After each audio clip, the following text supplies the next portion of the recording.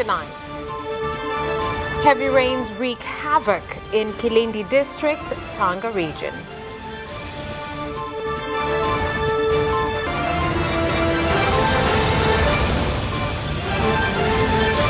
Absa Bank Tanzania made a profit of 132% in 2023.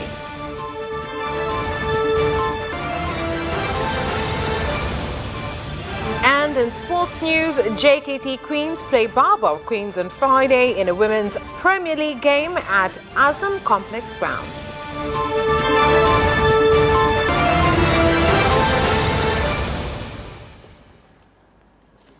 Good evening. This is Capital News at 9:30. My name is Vanessa Victor. Let's get started with the national news. Heavy rains in Kilindi District, Tanga region have caused destruction of road infrastructure and flooded water trenches, a situation that has caused many students to fail to go to school and residents from several villages to fail to access various social services. Mpaka dakika hii unakuta kwamba tumeshatengwa, tumekuwa kwenye kisiwa kwa sababu hakuna usafiri wala huduma yoyote ile inayohusiana na gari ambayo tunayoipata sasa hivi. Ukitaka usafiri uchukue pikipiki hapa bodaboda uende mpaka Kwinji shilingi 20,000, tena umeonewa huruma, magari hayaji, barabara imekufa, daraja kama hili ndio kabisa usiseme, hili nimebaki kuhesabia siku 2-3. Yaani leo nimeshukuru sana kumuona mwandishi wa habari kutembelea eneo hili. Yaani nimeona kama ni Mungu wangu aisee. Nashukuru sana bwana. Hii barabara ni barabara ya kutoka tuseme Romwe Andeni. Naona ndo barabara kubwa, lakini hali ni kama hivi ndugu yangu unavyoona mwenyewe. Unaona ndugu yangu, kutoka kule uliposhukia angalia hali ile, tungewekewa hapa hata changarawe. Tungeshukuru sana. Sasa tunapanga kufanya hiyo dharura.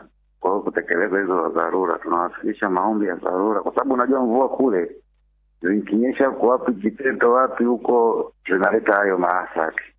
Hali inaenda kila siku, mvua zinakuja kule, kama kuna sehemu barabara maji yamepita, mtu amebadilisha mkondo kabisa. Ile zoezi la kuhakikisha yale maeneo ambayo ni nani tunayarekebisha, watu kurudisha mawasiliano. Lakini ndio kwa tumeshafanya hiyo assessment ya hiyo tatizo. Kwa kuna maeneo mengine tunayafanya kwa kubadilika kurescope kwa kutumia kandarasi tuliokuwa nao wanarekebisha, lakini kwa wale ambao ni makubwa zaidi ndio tunatafuta taratibu wa kuziombea fedha. The President and Chairman of the Revolutionary Council, Dr. Hussein Ali Mwinyi, has directed ministers and government executives to follow resignation procedures and to stop using their positions for personal and business interests. President Dr. Mwinyi made the statement when swearing in the new Ministers of Tourism and Blue Economy a few days after the Minister of Tourism and Antiquities, Simai Mohammed Sani, resigned. Kwa hiyo ikiwa sababu nyingine yoyote inayokufanya wewe mzuru, kuwa wazi, sema ukweli. Kama tumezuia kitu na wewe una biashara hiyo, tangaza. Sema ukweli. Sema hapa kuna mgongano wa maslahi, mimi ni mwagizaji wa kitu fulani na nyinyi mmezuia. Lazima tuwe wa kweli. Sasa hivi ukitoka halafu ukaenda kwenye mitandao ukaaminisha watu kinyume chake, si sahihi. Tuwe wa kweli, tuzungumze ukweli, na pale unapowajibika basi wajibika, huku ukiwaambia watu ni sababu gani ile kufanya uwajibike. Haya nayasema kwa sababu nataka nyinyi mawaziri ambayo mpo mtambue hilo. Ambalo tunataka kwenda kuliangalia ni swala la digitization ya mifumo yote katika swala zima la utalii, kuanzia mgeni anapoingia, anapolala, siku ngapi anazokaa. Haya yote sasa hivi yapo katika mfumo wa kianalog, na tunahitaji kwenda sasa digital ili tuweze kujua hasa kipato halisi ambacho kinaingia ndani ya nchi yetu. Kubwa ni kwenda kufanya kazi ifikie kile kiwango ambacho Mheshimiwa Rais kitamridhisha. Natambua kwamba bado kuna changamoto na yeye mwenyewe amezieleza hazijafikiwa, Kwa hiyo nitaenda kujitahidi kushirikiana na watendaji ambao wapo pale wizarani kuhakikisha kwamba tunayafikia yale ambayo Some members of parliament have said that creation of a vetting committee and proposing names of people qualified to be appointed by the president as members of the National Electoral Commission will help to strengthen democracy in the country. The MPs made the statements when contributing to 3 election bills tabled by the government in parliament. Sasa katika tume huru ya uchaguzi, unaona kwanza muundo wake mwenyewe amejipunguzia madaraka na mamlaka. Kutakuwepo na kamati ya usaili ambayo itawasilisha kwake baadaye majina hata kuzidi idadi ile ya wale ambao wanatakiwa kuteuliwa, kwa maana 5+4. Ukiona kwamba rais anakubali mamlaka amepewa kwa mujibu wa sheria ya kutengeneza tume ya uchaguzi, kwa maana ya kuteua mwenyekiti, makamu mwenyekiti na wajumbe kwa mujibu wa katiba ibara ya 74, lakini yeye ameruhusu mchakato kwenye eneo hilo kwenye sheria tunayoitunga kwenye kifungu cha 9 cha sheria ya Tume ya Taifa ya Uchaguzi. Huu ni utayari wa kipekee, ni nia ya rais ya kwamba kila mtu aweze kutoa maoni yake, kila mtu aweze kushiriki na kujenga imani kwamba sasa jaji mkuu wa Tanzania bara na jaji mkuu wa Zanzibar, wao ndio wapewe mamlaka hayo ya kupitisha au kufika mahali ambapo watapeleka sasa majina, watafanya hii shughuli ya usaili, watapeleka majina kwa rais kwa ajili ya uteuzi. Kwa hiyo kwa kiasi kikubwa ni hatua kubwa sana ambayo mnaiona. And meanwhile, during the question and answer session in Parliament Dodoma, Prime Minister Kassim Majaliwa informed members of Parliament strategies being taken by the government in ensuring there are sufficient books to be used in new syllabuses.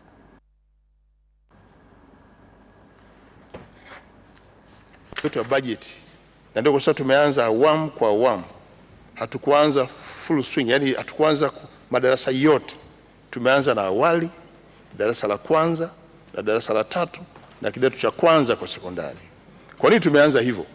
Ili kujipa uwezo wa kupata vifaa, miundombinu ikiwemo na vitabu vya kujifunzia na kufundishia.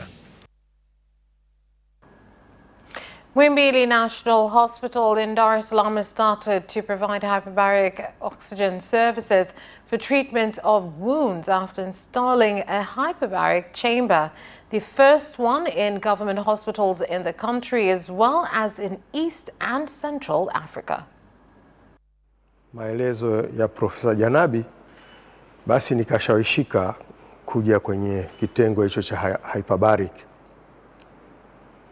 Nashukuru nimekuja mpaka leo nitakuwa na session ya 17.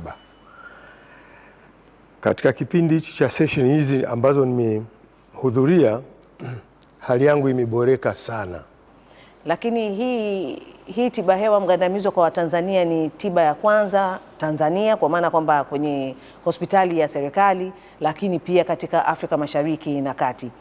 Na hii inatupa faraja kubwa sana, kwa sababu tunaona jinsi gani ambavyo tunaelekea kwenye utalii tiba. Utalii tiba inataka ni hospitali zetu ziwe na huduma za kibingwa bobezi, kitu ambacho kinaonekana sasa hivi tunaelekea huko.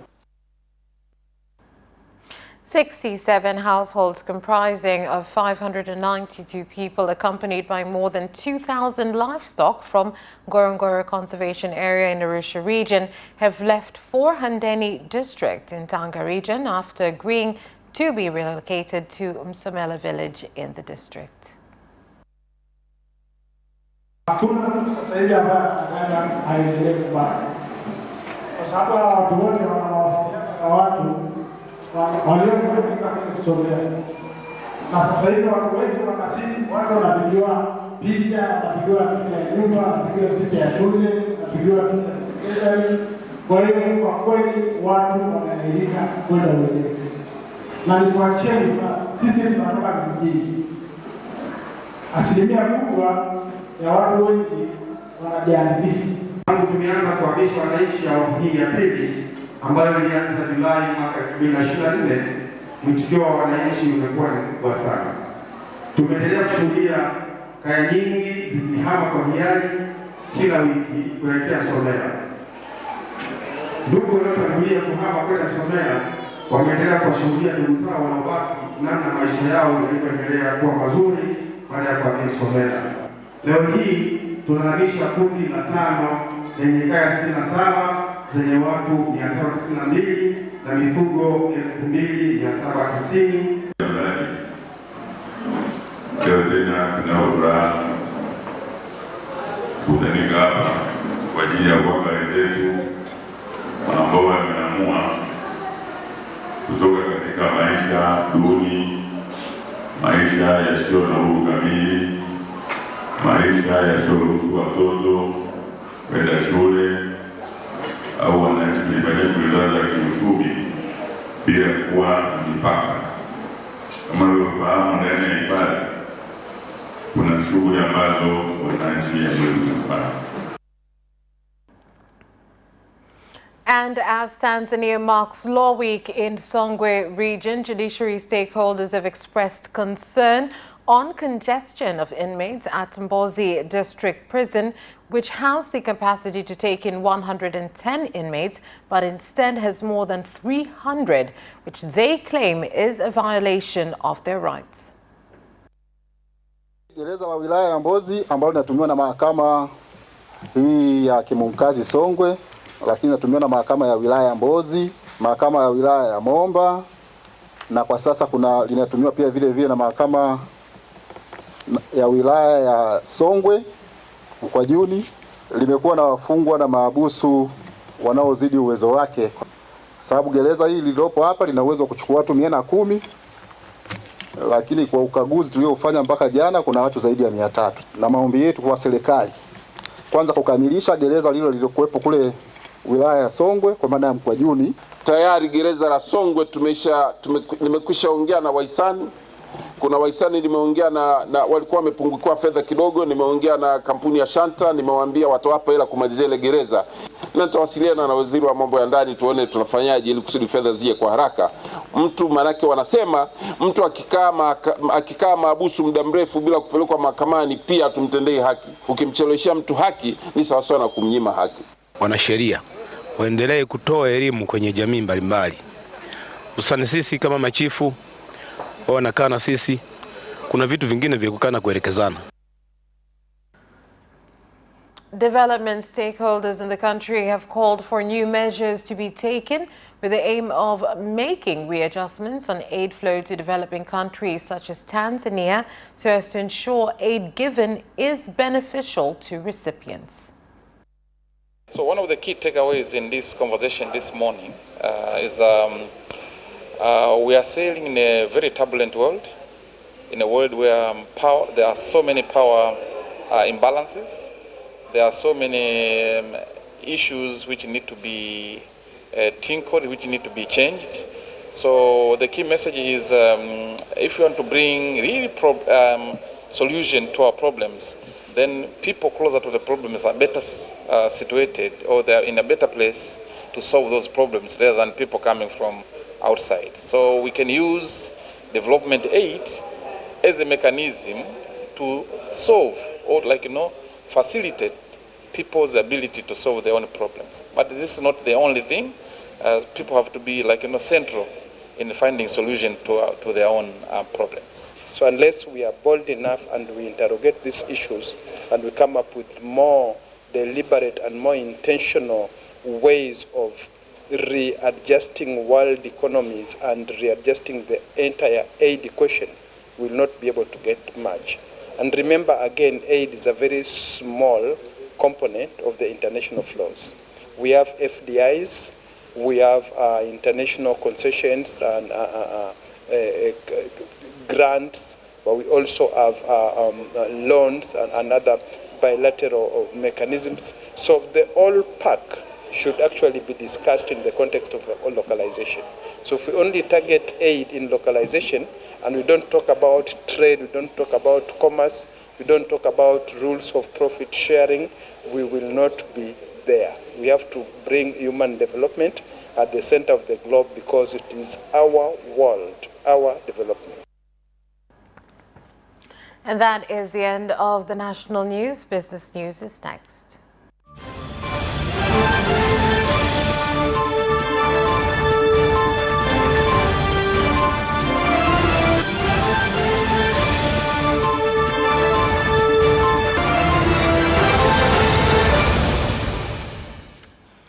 In business news, the management of Absa Bank in Tanzania has said that during 2023, it made a record profit of 132%, and this was contributed by the improvement of digital services and an increased loans for small and medium entrepreneurs.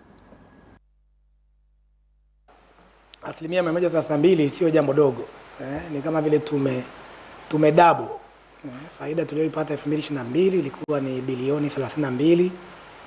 Tumefanikiwa kupata faida ya bilioni 75 kwa mwaka 2023. Na hilo ni ongezeko la asilimia 132. Lakini kuendana na ongezeko la mapato na vile vile kuendana na ongezeko la faida, tumeendelea kudhibiti matumizi kwa kiasi kikubwa. Katika hali hii ya ukuaji wa mapato na ukuaji wa faida, inaendana pia na uwekezaji mkubwa ambao tumeendelea kufanya katika maeneo mbalimbali, kuboresha mazingira ya kazi ya wafanyakazi wetu na vile vile kuboresha miundombinu na huduma zetu. Kwa hiyo kuna investment kubwa sana tumezifanya kwenye technology, kwenye digital space na kwenye matawi yetu vile vile. And mobile company Tigo Tanzania has entered into an agreement with Tanzania Cooperative Development Commission, TCDC, that aims to support farmers to make various payments for their crops through their Tigo Pesa accounts.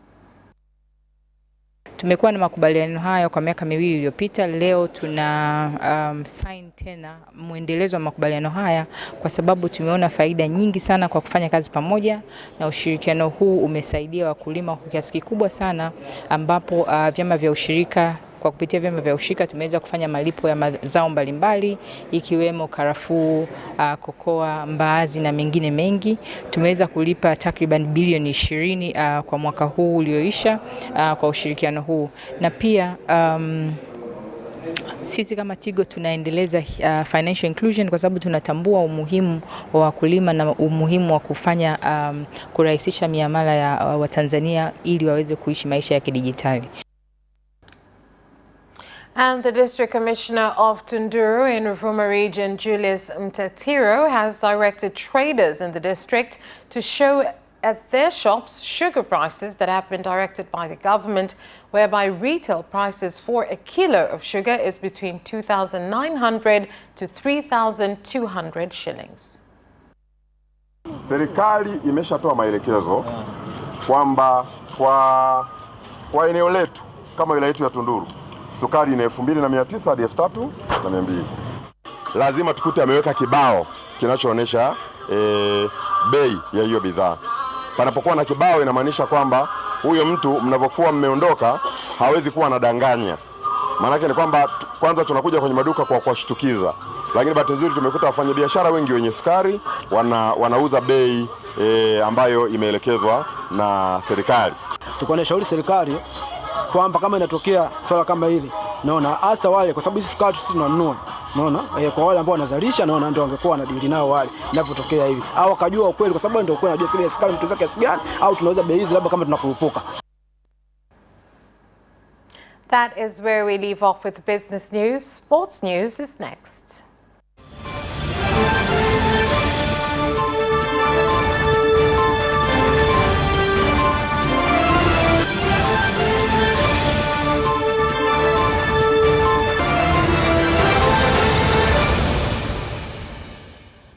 Now in sports.